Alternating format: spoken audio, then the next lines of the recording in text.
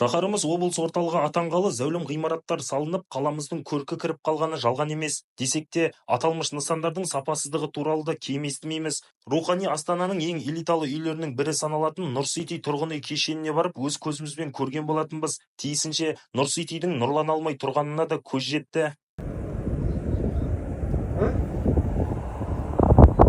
Қаламыздағы заманауи нақышта салынған көпқабатты тұрғын үйдің қазіргі ахуалы осындай. Тек бұл тұрғын үй ғана емес, 9-шы көше бойында қаз-қатар орналасқан көпқабатты үйлердің бірнешеуіне ат басын бұрған болатынбыз. Тиісінше осындай қызықты әрі ойландыратын көріністерге көз сүрінді.